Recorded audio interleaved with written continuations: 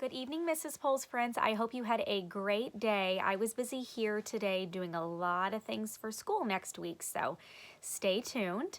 We left off reading chapter 1 yesterday of our brand new story, our chapter book, Stink and the World's Worst Super-Stinky Sneakers. So now we are on to chapter 2, and Stink is in the museum, and let's see what travels he's going to come up with next. More fun than earwax, chapter 2. Stink took an up-close and personal tour of the giant nose. He got attacked by giant nose hairs, peered down a big, ugly, bumpy throat, and skipped through the hall of mucus. He even learned how boogers are made. Not pretty. Having fun, Mrs. D asked him. Are you kidding? This is more fun than earwax, Stink told Mrs. D. And educational too, he added. Grown-ups love the E word. They liked to think that you were learning stuff no matter what. Mrs. D smiled. Stink, you seem to be interested in the sense of smell. Maybe you'd like to try the Everybody Stinks exhibit. Nobody else seems to want to go near it. Mrs. D pinched her nose and shook her head. How smelly can it be? Stink said bravely. Mrs. D pointed to the far end of the exhibit. Stink strolled over and read the instructions. Match the body odor with the body parts they come from, Stink read aloud. Before Stink knew it, the whole class had gathered around. Webster announced to the class, Hey everybody, Stink's going to smell B.O. Stink wasn't so sure he wanted to smell B.O., but he hated to let Webster and everybody down.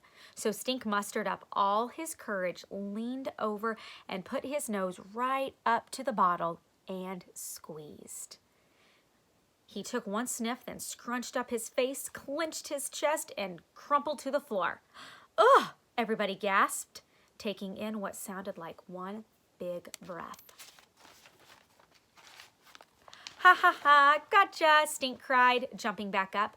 What did it smell like? Sophie asked. Feet, said Stink. It's not that bad. Just smells like dirty socks when your feet sweat and you take your shoes off.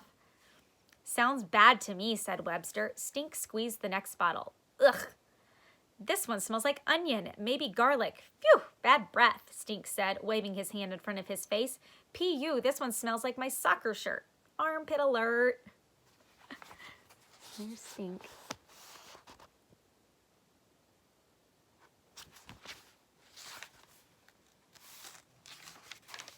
It's B.O., somebody shouted. He did it. He really smelled B.O., and he didn't even faint. After Stink smelled all the body part smells, he moved to the next station. Rotten eggs, dirt, perfume, mothballs, skunk, rotten cabbage, dog breath, old fish, dead broccoli. Stink sniffed and snuffled his way through a dozen yucky rotten smells. He made a few faces, but he guessed every single smell right. P.U., how do you do that? You didn't miss one, said Webster. I just follow my nose, said Stink, sticking his expert sniffer in the air. There's all the items he sniffed.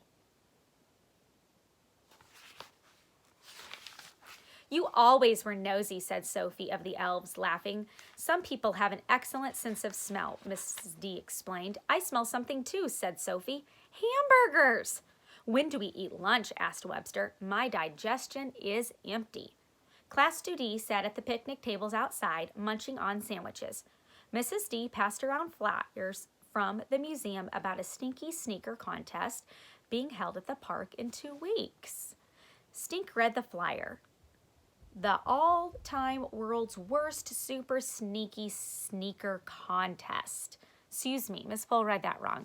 The all-time world's worst super stinky sneaker contest. Wow, check it out. Can anybody enter? Anybody with smelly sneakers, said Mrs. D, chuckling. That's a tongue twister.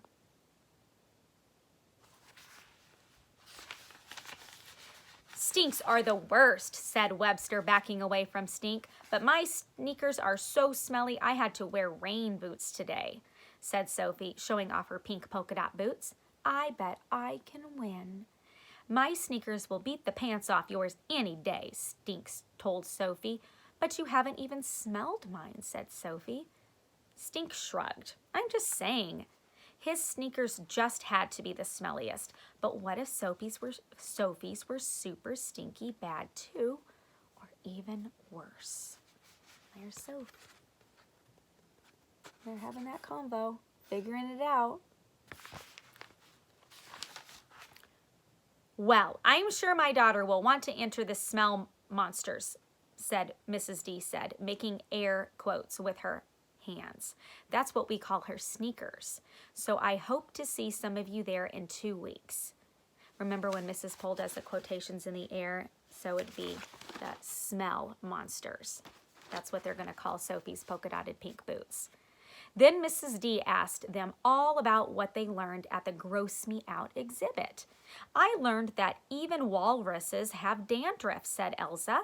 I learned the words to the diarrhea song, said Patrick. Let's wait till after lunch to hear about that, said Mrs. D. I learned how to say fart in Spanish, said Jordan. Beto. I learned that spit is gross, said Riley. I learned that there are more critters in your mouth than people in Australia, said Sophie of the Elves. I learned that Stink is the best smeller in the world, said Webster. We should call you the Nose, said Sophie. You know how to smell better than a dog. Better than an ant, said Stink. Everybody looked at him funny. What? No, an ant has 5 noses, he said, Stink, nodding his head and tapping his honker. No lie. Stink's Stinky Facts, 250,000 stinkers. Did you know that just 1 foot contains 250,000 sweat glands and oozes up to 2 cups of sweat every day? No wonder No wonder sneakers are so stinky.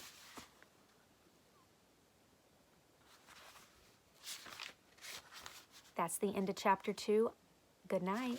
Mwah.